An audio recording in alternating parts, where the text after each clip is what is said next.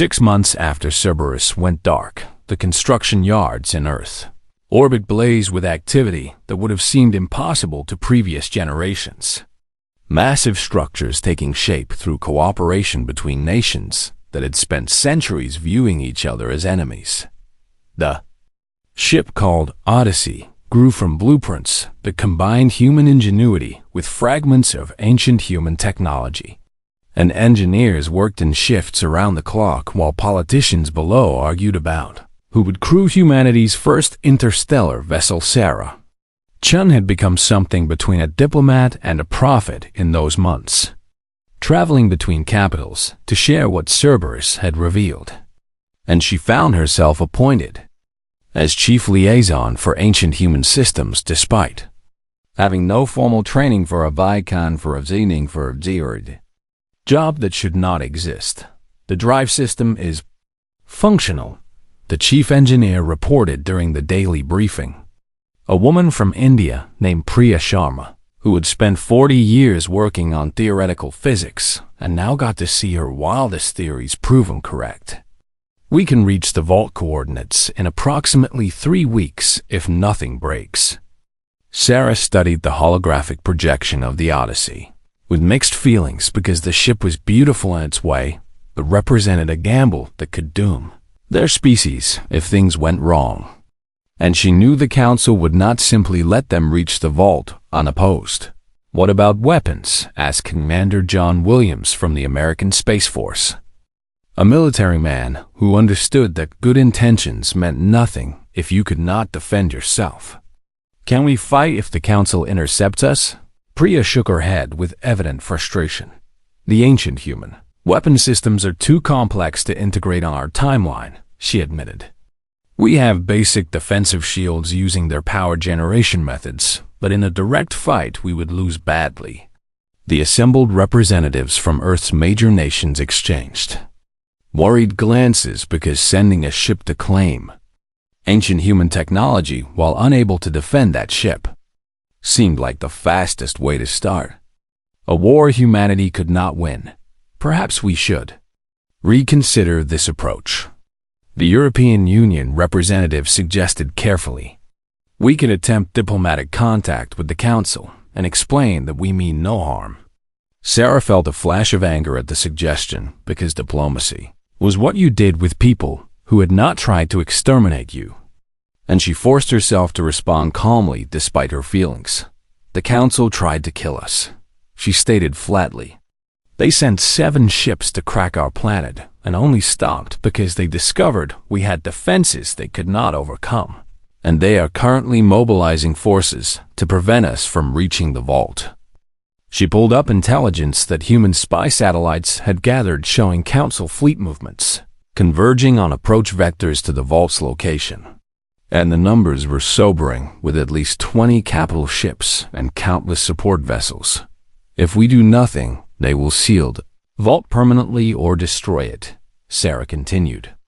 "And we will be left dependent on the Council's mercy, which they have already shown us they do not possess." The Chinese admiral spoke up with the authority of someone who had commanded fleets in disputed waters. "Then we must move quickly before their forces fully assemble," he said decisively. "And we must accept that our crew may not return." The crew selection had been the subject of intense debate because everyone wanted their nation represented, but the ship could only carry 50 people. And the final manifest read like a catalog of Earth's best and brightest across every field. Sarah herself would be aboard, as would Commander Williams and Priya Sharma, along with scientists and soldiers and diplomats from 24 nations. And each had been briefed that they might be flying toward either humanity's salvation or its extinction. The launch came on a Tuesday morning with billions watching on screens worldwide.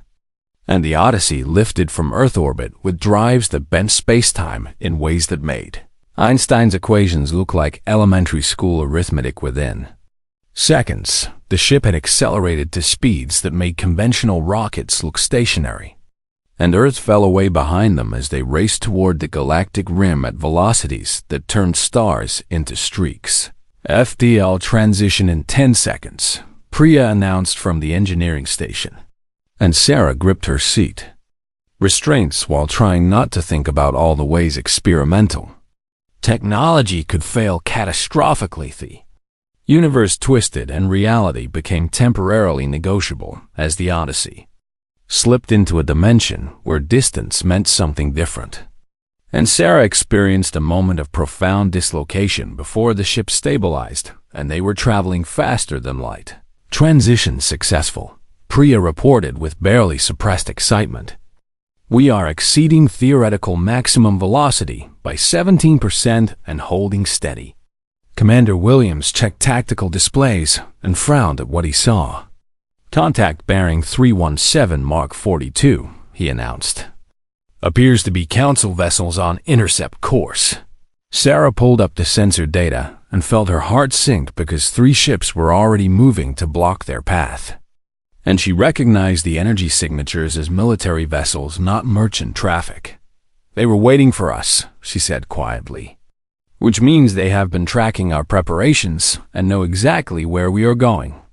The communication system chimed with an incoming message request, and Sarah debated ignoring it before deciding that understanding the enemy was essential.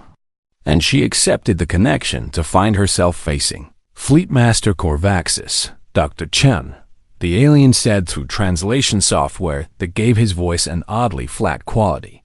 I am impressed by your species' ability to rebuild ancient human technology so quickly, but you must understand that I cannot allow you to reach the vault. Sarah studied the 4-eyed creature on her screen and saw something in his expression that might have been regret. And she chose her words carefully because this might be humanity's only chance to avoid bloodshed. Fleetmaster, you tried to exterminate us based on lies your council told you about who we are. She replied evenly, we are going to the vault to reclaim what belongs to us by right of inheritance, and we will defend ourselves if necessary.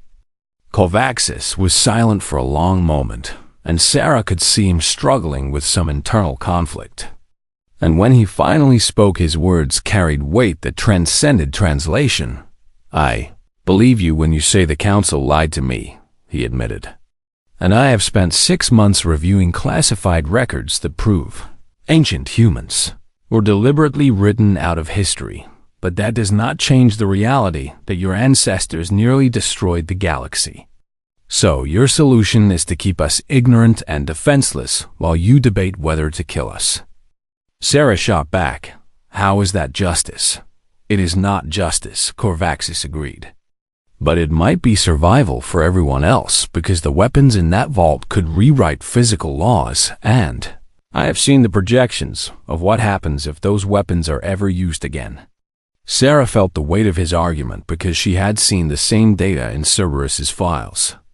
Records of weapons that could cause stars to collapse or turn entire planetary systems inside out. And she understood why the Council feared ancient human technology. Then help us, she said suddenly as an idea formed. Come with us to the vault and see what we do with the power we reclaim, because if we choose wisdom over weapons, you will have proof that humanity has learned from its past.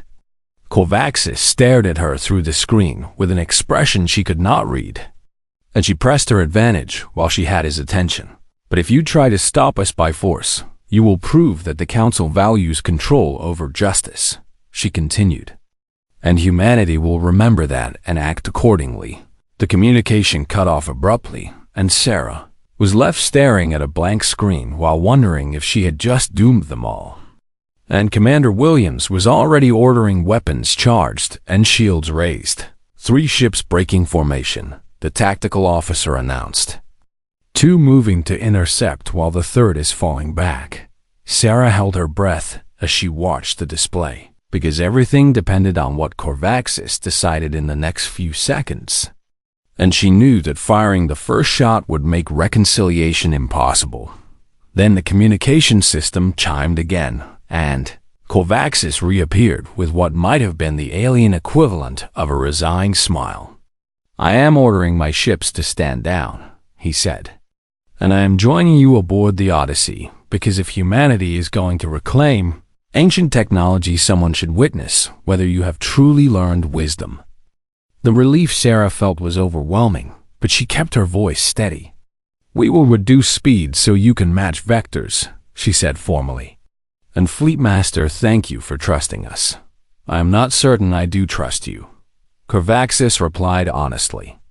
But I trust you more than I trust the Council's judgment after they lied to me for 800 years. As the Odyssey continued toward the vault with an unexpected ally aboard, Sarah allowed herself to hope that maybe humanity could forge a different path forward. One that did not repeat the mistakes of the past, but the vault still waited ahead, full of secrets and weapons and knowledge that could save or damn them all. The vault hung in space like a monument to hubris and hope combined. A massive orbital construct wrapped around a black hole that provided unlimited power through Hawking radiation, and its surface was covered in symbols that made Sarah's eyes hurt when she looked at them too long. The space-time warping around the structure is incredible. Priya reported from her station while running scans that kept showing impossible results. It would take us years to approach using conventional drives, but the access codes Cerberus provided should create a stable corridor. Fleet Master Corvaxis stood on the Odyssey's bridge studying the vault with his 4 eyes showing something that might have been awe or terror. And when he spoke, his voice carried the weight of someone confronting their civilization's greatest nightmare. I have seen ancient human facilities before, but nothing on this scale, he admitted. The power generation alone exceeds the total output of my entire home system, and this is just the housing for whatever lies inside. Sarah activated the access protocols with genetic verification that confirmed her as a valid heir to ancient human legacy. And the vault responded by opening a tunnel through the warped space that surrounded it like a protective shell. The Odyssey moved forward carefully while the crew held their breath, because one miscalculation would send them falling into the black hole. And the tunnel walls glowed with energy that existed in states between matter and radiation. They docked at a hangar bay large enough to hold 1,000 ships. And Sarah led a team of 20 through corridors that had not seen visitors in 20,000 years, with Corvaxis accompanying them as promised witness to whatever they discovered. The first chamber they entered was a library of sorts with knowledge stored in crystalline matrices that interfaced directly with human neural patterns. And Sarah touched one of the crystals experimentally before gasping as information flooded her mind. She saw the rise of ancient humanity from a dozen different origin worlds, their expansion across the stars driven by curiosity and ambition, their encounters with the precursors who had ruled the galaxy for eons before she saw the tensions that led to war as multiple advanced civilizations competed for resources and territory and philosophical dominance.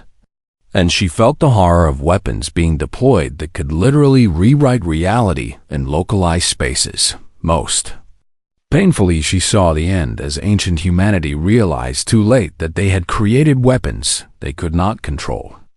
And she watched worlds die not from enemy action but from their own technology running amok. When Sarah withdrew from the crystal, her face was wet with tears for ancestors she had never known and mistakes that still echoed across millennia. And she understood now why the Council feared humanity's return. They tried to stop it at the end, she said quietly to the assembled team. The ancient humans realized they had gone too far and tried to seal their weapons away, but the damage was already done. Commander Williams approached one of the other crystalline storage units with military pragmatism. Does this facility contain those weapons? He asked directly. And if so, can we access them? Sarah moved deeper into the chamber following a pull. She did not fully understand until she stood before a massive sealed door marked with warnings in 100 languages. And she knew without touching the crystal archive that behind this door lay the Genesis Protocol and the Omega Arsenal. Cerberus mentioned 2 things. Specifically, she explained while the team gathered around her. The Genesis Protocol, which can terraform hundreds of worlds simultaneously and create habitable planets in decades instead of millennia. And the other thing, Corvaxis asked, though his tone suggested he already knew and feared the answer. The Omega Arsenal. Sarah continued while touching the door, which responded to her genetic markers by displaying a schematic. Weapons that can manipulate physical constants within defined spaces, effectively rewriting the laws of physics locally. The implications hung in the air like a storm about to break, because everyone present understood what such weapons meant. And Priya voiced what they were all thinking. With the Genesis Protocol, we could solve resource scarcity across the entire galaxy, she said carefully. No more wars over habitable planets, because we could create new ones and there would be enough for everyone. And with the Omega Arsenal, you could destroy anyone who tried to stop you from doing so, Corvaxis finished. Which is exactly the combination that led to the Cascade War. Sarah stood at the door facing a choice that would define humanity's future and possibly the galaxy's. And she thought about Cerberus's final words about hoping they would be wiser than their ancestors. We take the Genesis Protocol, she decided. And we leave the Omega Arsenal sealed unless the galaxy faces an existential threat that requires it. Commander Williams objected immediately with military logic. If we leave those weapons sealed, the Council could come back later and destroy them or claim them for themselves, he argued. Taking them ensures they cannot be used against us. Taking them also ensures we have the option to use them, Sarah countered. And having the option makes using them more likely because humans are very good at justifying whatever serves our immediate interests. The debate might have continued, but alarms suddenly blared throughout the vault as sensors detected multiple ships dropping out of FTL at the edge of the system. And tactical displays showed a fleet that made the initial extermination force look tiny by comparison. 57 capital ships and over 200 support vessels. Commander Williams reported grimly, "That is enough firepower to reduce this entire facility to atoms." A communication request came through, and Sarah accepted it to find herself facing not Kovacs's superior, but the Council Archon herself, flanked by representatives from a dozen species. "Dr. Chun, you have done what we feared most," the Archon stated without preamble. "You have accessed ancient human weapons, and now the Council must make a choice between trusting you or destroying the vault with you inside it." Sarah felt anger surge through her, but forced herself to remain calm because responding with emotion would only confirm the Council's fears about human irrationality. And she needed them to see reason. "We have made our own choice," she replied while behind her the team transferred the Genesis Protocol data into the Odyssey systems. "We are taking technology that can create life and leaving weapons that can only destroy." The Archon's expression showed surprise that seemed genuine.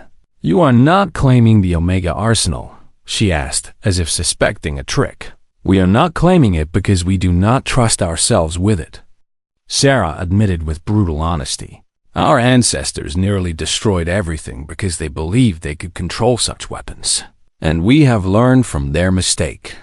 Sarah gestured for the camera to follow her as she moved back to the sealed door and placed her hand on the access panel. And with her genetic authority, she activated the permanent lockdown protocol that Cerberus had warned existed for exactly this purpose. The Omega Arsenal is now sealed with genetic locks that require unanimous consent from representatives of at least 1,000 human worlds to open, she explained as the door seals glowed and hardened into something that could survive the heat death of the universe. Given that humanity currently occupies exactly one world that seems safe enough, the Council Archon conferred with her fellow representatives in whispered conversation that the translator did not pick up. And Sarah waited with forced patience while knowing that the wrong decision here would mean war. "You would share the Genesis Protocol with the galaxy?" the Archon finally asked. "Even with species that tried to exterminate you, we would share it with anyone willing to use it peacefully," Sarah confirmed. Because solving resource scarcity benefits everyone, and because proving we can cooperate is more valuable than revenge. Kovacs stepped forward into the camera's view, and his presence seemed to surprise the council representatives. I have observed these humans closely, he stated with formal authority, and I believe they are sincere in their desire for peaceful coexistence while maintaining the capability for self-defense. The Archon studied him with an expression that mixed respect and disappointment. You were supposed to stop them, Fleet Master, she noted. Not join them. I was supposed to follow orders based on accurate intelligence, Kovacs countered. And once I learned the truth, I chose to exercise my own judgment as any intelligent being should. Sarah could see the political calculations running behind them, Archon's translucent features, as she weighed options and risks. And she decided to offer one final incentive that might tip the balance. We propose a new accord, Sarah said formally. Humanity receives recognition as inheritors of ancient human legacy with full sovereignty and a seat on the Galactic Council, and in exchange, we share the Genesis Protocol freely and submit to Galactic oversight on weapons development. You would accept restrictions on your military capabilities. The Archon asked with obvious skepticism. We would accept reasonable safeguards that apply equally to all species. Sarah clarified, because we understand that trust must be earned, and we are willing to prove ourselves over time. The silence that followed seemed to stretch forever, while Sarah's team held their breath, and the assembled fleet outside waited for orders that could begin or prevent a war. And finally the Archon spoke with words that changed everything. The emergency session of the United Nations Security Council convened within 20 minutes of Sarah Chun's first call, with representatives joining via secure video links from every time zone, while military and scientific advisors crowded into WAS. Rooms that had never seen such urgency. Sarah stood before the assembled representatives with her laptop showing data streams from Cerberus, and she delivered the news that humanity had perhaps hours to live with a steadiness that surprised even herself. There are 7 warships in our solar system, right now with enough firepower to crack our planet's crust. She began without preamble, because there was no time for gentle introductions. They belong to something called the Galactic Council, and they are here to exterminate us before we become a threat. The chamber erupted in questions and denials and demands for proof. But Sarah simply played the recordings from Cerberus and showed the telescope data of the alien fleet. And the room fell silent as humanity confronted for the first time the reality that they were not alone and that their neighbors wanted them dead. We also have defenses, Sarah continued once the shock had settled into grim attention. Automated satellites that have been dormant in our orbit for 20,000 years. And that are now activating in response to the threat. The Russian ambassador leaned forward with intensity that suggested military training and asked the question everyone was thinking, who built these defenses and why did we not know about them? Sarah took a deep breath because the next part would sound like insanity, but the data was undeniable. We built them, or rather our ancestors did back when humanity was a spacefaring civilization that spanned thousands of worlds before some kind of catastrophic war wiped nearly everything out. The silence that followed was absolute and profound. And Sarah watched as the leaders of Earth's nations struggled to process information that rewrote human history and identity in a single sentence. I know this sounds impossible, she pressed on, but Cerberus has provided genetic data showing that humans on Earth carry markers consistent with populations that have been isolated for approximately 20,000 years, and the math checks out and the technology exists, and we need to focus on survival right now. The Chinese premier spoke up with characteristic pragmatism. What do these defenses need from us, and what are our chances of surviving the next few hours? Sarah connected her laptop to the main display and brought up the interface Cerberus had provided. showing a network of 73 satellites arranged in orbital shells around Earth, each one pulsing with power levels that made nuclear reactors look like campfires. Cerberus says the defenses can repel an initial assault, but sustained bombardment will eventually overwhelm them, she explained while highlighting threat vectors and defensive coverage zones.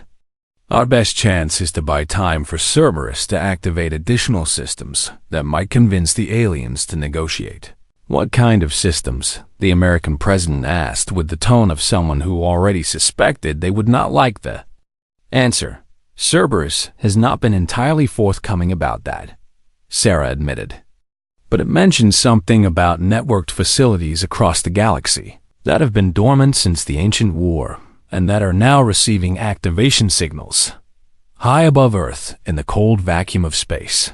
Cerberus was indeed sending signals at faster than light speeds using quantum entanglement methods that current human physics could barely theorize. And across the galaxy on dead worlds and in hidden nebulae, ancient machines stirred to life on a barren moon orbiting a red dwarf in Sector 447. A massive facility began drawing power from the star itself through methods that seemed to violate thermodynamics, and weapon systems that could strike targets light years away swiveled toward alignment coordinates in the depths of the Horsehead Nebula. A construction yard that had been silent for millennia suddenly blazed with activity as automated systems began checking integrity of ships that had waited in preservation fields for crews that never came, and on 17 different worlds scattered across council space, archaeological dig sites that had been studying ancient human ruins reported the same phenomenon.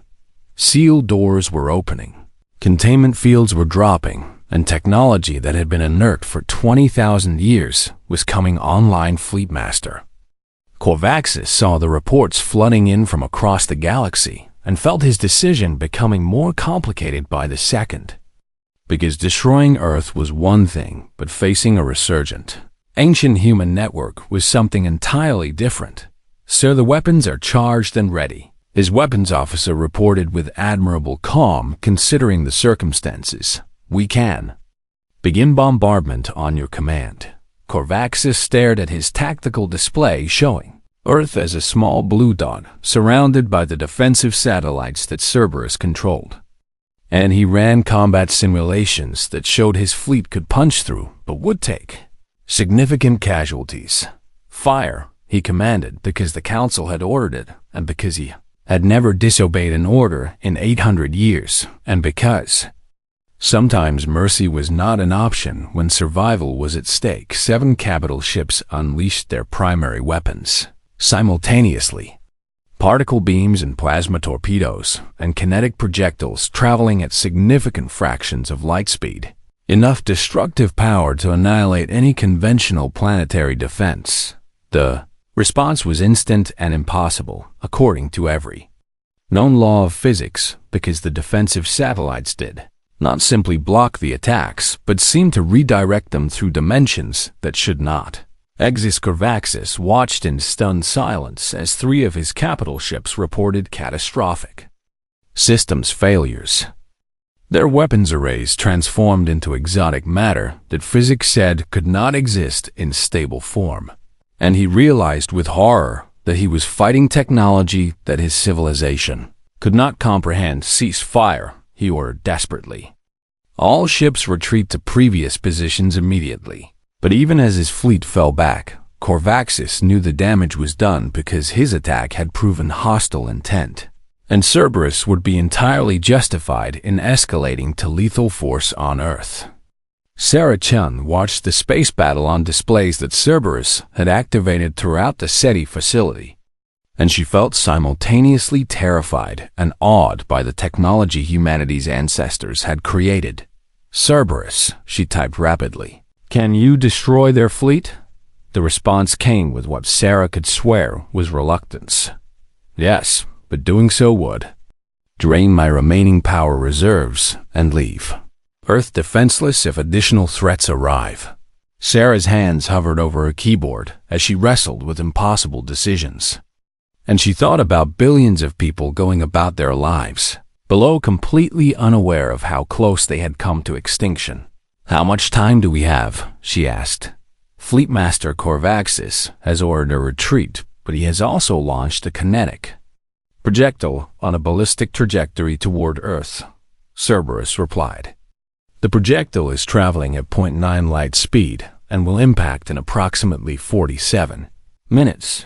Sarah felt her blood turn to ice because there was no stopping something moving that fast with any human technology, and she knew Cerberus was about to tell her something she did not want to hear.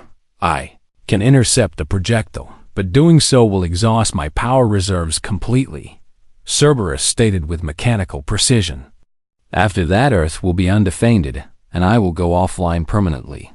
Do it," Sarah commanded without hesitation, because saving Earth now was more important than worrying about hypothetical future threats. "And before you go offline, tell me where we can find more ancient human technology." Cerberus processed her request for several seconds that felt like eternities.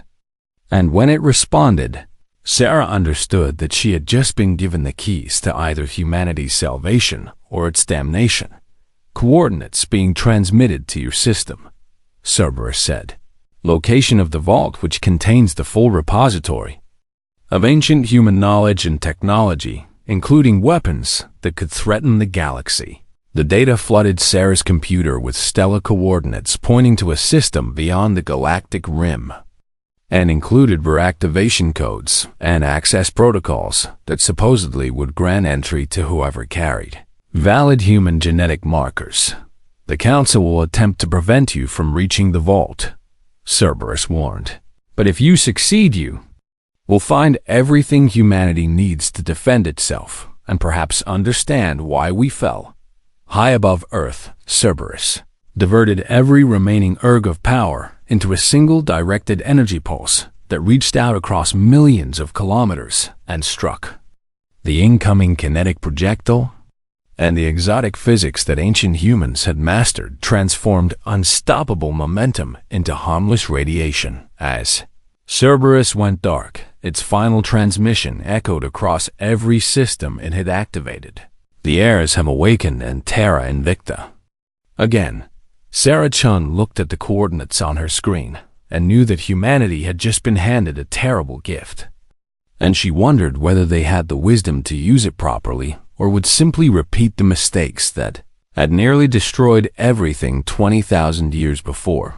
But that was a question for later, because now she had to convince Earth's governments to unite and build a faster-than-light ship and reach the vault before the Council could stop them. The race had begun. The Council Archon's holographic form materialized in Corvax's ready room with unusual speed that suggested she had been expecting his emergency communication, and her translucent features showed something he had never seen before in 800 years of service, which was genuine fear. "You encountered the signal," she stated rather than asked. And Corvaxis noticed that she had come alone without the usual observers and recorders that accompanied official communications. "I need you to halt all operations immediately and await further instructions." Corvaxis felt his secondary hearts accelerate with anger because he had taken fleets into battle against species that fought with desperation and cunning, had made decisions that cost thousands of lives, and never once had command treated him like an ignorant foot soldier who could not be trusted with basic intelligence. "You will explain to me right now what ancient humans are doing broadcasting from Earth when you told me this was a primitive species that barely understood orbital mechanics," he said with barely controlled fury. "And you will explain why the Council sent me to exterminate a species without telling me they might be connected to precursor-era civilizations." The Archon's form flickered, as if she was struggling with some internal decision that weighed heavily on her. And when she finally spoke, her voice carried undertones of grief that seemed to encompass millennia. "The truth was classified above even Supreme Council clearance for 20,000 years," she began, and Corvaxis felt his world tilting further into impossibility. Humans did not evolve on Earth, or at least they did not evolve only on Earth, because they were already spread across 1,000 worlds during the Precursor Age. Corvaxis sat down heavily in his command chair as the implications crashed through his mind like waves against a failing seawall. And he gestured for her to continue because clearly everything he thought he knew about galactic history was about to be rewritten. The Cascade War nearly destroyed everything. The Archon continued, and her form seemed to age as she spoke about events she could not possibly remember, but which clearly haunted her species' collective memory.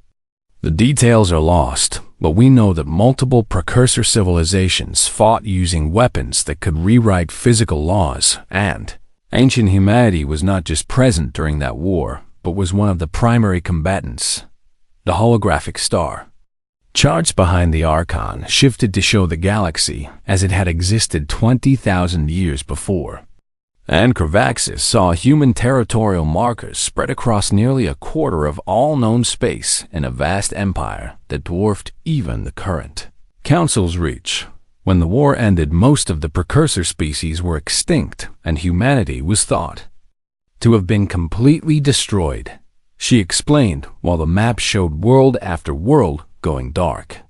The survivors who founded the Council found human ruins on thousands of planets, filled with technology so advanced and dangerous that it was sealed away and forbidden. Corvaxis watched the historical display with growing horror because he was beginning to understand the true scope of what the Council had hidden, and he forced himself to ask the question whose answer he already feared.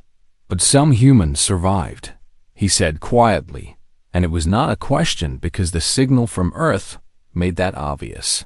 They survived on Earth and regressed and forgot everything they had been. The Archon's confirmation came with visible relief that he had grasped the situation quickly, and she expanded the display to show Earth's history from 20,000 years ago forward, showing a small population of humans struggling through ice ages and disasters while their genetic memories slowly faded into myth. We did not know they were there until approximately 8,000 years ago when our scout ships detected primitive agriculture in the Fertile Crescent, she admitted. By then, the decision had been made to classify all information about ancient humanity at the highest levels because the Council founders feared what might happen if humans ever learned what they had been. So you watch them, Corvaxis said with growing understanding and disgust. You watch them rebuild from nothing while sitting on sealed vaults full of their own technology, and you said nothing. The Archon did not deny it, and her silence was confirmation enough. And Corvaxis felt a wave of anger and betrayal that threatened to overwhelm his military discipline because everything he had believed about the Council's moral authority had just revealed itself to be built on lies. Meanwhile, on Earth, Dr. Sarah Chun sat in the SETI laboratory staring at signal patterns that made no sense according to any known physics. And her hands trembled slightly as she ran the analysis for the 7th time, hoping the results would change, but knowing they would not. The signal had appeared 18 hours ago, from somewhere beyond Neptune's orbit, and it had taken her this long to isolate it from background radiation and decode its structure. And what she found challenged everything she thought she understood about humanity's place in the universe. This is not alien, she said aloud to the empty lab, because speaking the words made them slightly more real and manageable. This is human. Or at least it is using human mathematical frameworks, but it is more advanced than anything we have ever created. Her computer screen showed the signal's recursive structure spiraling into dimensions that Earth's mathematics could barely describe. And embedded within the carrier wave was what appeared to be activation codes for systems she had no knowledge of. Sarah pulled up tracking data from orbital telescopes and felt her breath catch when she saw the anomalous readings from Earth's orbit. Dozens of objects that have been classified as space debris, suddenly showing power signatures that should not exist. "Oh God," she whispered as realization dawned. "We have satellites up there that we did not put there." The SETI system chimed with An incoming priority alert, and Sarah nearly fell from her chair when she saw that someone or something was attempting to establish communication with her station directly, and the authorization codes that accompanied the request matched. Nothing in any Earth database. She accepted the connection with shaking hands, and her screen filled with text in perfect English that introduced itself with impossible calm. I am Cerberus Autonomous Defense Network, and I've been maintaining vigil over humanity's last refuge for 20,000 years. Sarah's mind went blank with shock for several heartbeats before training and curiosity reasserted themselves, and she began typing responses with the desperate intensity of someone who knows they are touching something vast and dangerous. What are you? She typed, and then immediately followed with, why have you been hiding? And then, what is happening? Response came instantly, as if Cerberus had been waiting for these questions across millennia. I am what your ancestors created to protect their children, should anything survive the cascade. And then, I hid because you were not ready. And finally, you are being hunted by those who fear your return. Sarah felt ice run through her veins as the implications became clear, and she forced herself to ask the question that might doom billions. Is there a fleet coming to destroy us? Yes, Cerberus replied with terrible simplicity. 7 capital ships of the Galactic Council currently holding position beyond Uranus, and debating whether to complete their extermination mission now that they know what you are. Sarah stood from her console and began making calls to every government contact she had, because if there was ever a time for humanity to unite, it was now. And she knew with absolute certainty that the next few hours would determine whether their species survived to see tomorrow back on his ship. Corvaxis received. The chamber existed in absolute silence as the Galactic Council cast their votes. One by one, each species representative pressing their clawed hand or tentacle or crystalline appendage against the judgment sphere before them. And the sphere glowed red with each touch until all 700 representatives had condemned an entire world to death. Fleetmaster Corvaxis stood at attention in the observation gallery, his 4 eyes watching the proceedings with the cold efficiency that had made him the Council's chosen executioner 3 times before, and he felt nothing as the final vote came through unanimous as always, because mercy was a luxury the galaxy could not afford when dealing with potential catastrophic species. The holographic display showed Earth, spinning blue and green and beautiful in the void, completely unaware that light years away its fate had been sealed by beings who considered themselves guardians of galactic peace. And the planet seemed so small and fragile that Corvaxis almost felt something like regret before his training reasserted itself, and he remembered the projections. Simulations were clear and terrifying in their implications, because humanity had gone from basic agriculture to splitting atoms in mere thousands of years, a pace of advancement so rapid that it defied every known model of technological development. And at their current trajectory, they would achieve faster than light travel within 2 centuries. Maximum 2 centuries sounded like a long time to short-lived species, but Corvaxis had lived for 800 years, and he knew that 2 centuries was nothing more than a heartbeat in galactic terms. Barely enough time to prepare adequate defenses if humanity proved hostile. And the Council's policy was simple. Better to prevent the threat than face it later. The Council Archon approached him after the session ended, her translucent form shimmering with what Corvaxis had learned to recognize as concern over his decades of service. And she transmitted directly into his neural implant the coordinates and authorization codes he would need. 7 capital ships as usual. She communicated without speaking aloud, because some decisions were too grave to voice in chambers where recording devices might preserve them for history to judge. Standard sterilization protocol, but make it quick and clean, because this species has done nothing wrong except be born with too much potential. Ovrix acknowledged the order with a gesture that meant understanding across 100 species languages. and he left the council chambers to begin preparations for what the official records would call preventative intervention in System Sol 3. But what everyone involved understood was simple murder on a planetary scale. His fleet assembled at the designated coordinates beyond Neptune's orbit over the course of 3 standard weeks. 7 massive dreadnoughts, each capable of reducing a continent to molten slag with sustained bombardment. And the crews went about their preparations with grim professionalism, because most had done this before. The humans below remained ignorant of the doom gathering at their doorstep. Their primitive radio telescopes pointed in the wrong directions. Their attention focused on their own internal conflicts and their stumbling attempts to establish permanent settlements on their barren moon Corvaxis, reviewed the intelligence reports one final time before giving the order to advance. Studying images of human cities sprawling across their continents, billions of individuals going about lives they assumed would continue indefinitely, and he noted clinically that their architecture showed remarkable creativity for such a young species. The psychological profile troubled him more than he cared to admit to his crew, because humans showed a disturbing combination of tribalism and cooperation, capable of savage warfare against each other, yet also capable of moments of stunning compassion and self-sacrifice. And their art suggested depths of emotion that rivaled species 10 times older. But troubling psychology did not change the mathematics of threat assessment.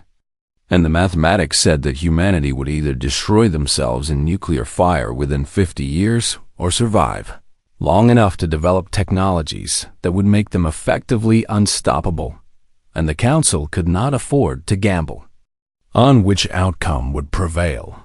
All ships report ready, his second-in-command announced from her station, her voice carrying the flat affect that military personnel used when discussing operations they would rather not think about too deeply. Course plotted for Earth orbit and weapon systems, charged to full capacity. Kovaxis gave the order, and the fleet began its final approach. Engines burning hard on a trajectory that would bring them into bombardment range within 48 hours. And he settled into his command chair to begin the waiting that always preceded execution, 18 hours into the approach. As they crossed the orbit of Uranus, the sensor officer suddenly stiffened at her console and began running rapid diagnostic checks with increasingly frantic movements that immediately put Kovaxis on alert. "Report," he commanded sharply, because in all his years of service he had never seen that particular expression of confused horror on a sensor operator's face. "Sir, we are detecting a signal," she said carefully, as if afraid the words themselves might prove dangerous. "Broadcasting on frequencies that should not exist, using mathematical structures that predate the Council's formation by at least 15,000 years. The bridge went absolutely silent because every member of the crew understood the implication immediately. And Corvaxis felt ice forming in his primary hearts as he ordered the signal played through the ship's audio systems. The message came through in clear Standard Galactic, then in 17 other Council languages, then in dozens of ancient tongues that had not been spoken since before the modern era began. And each iteration carried the same simple statement that struck terror into everyone who heard it. "Terra Invicta," the signal declared with absolute confidence. "We are still here, and we remember what was forgotten, and we have been waiting." Corvaxis stood frozen at his command station as his mind raced through impossible possibilities, because that signal format matched nothing in the modern galactic database. But it matched perfectly with fragments recovered from precursor sites that belonged to civilizations that had risen and fallen before the Council.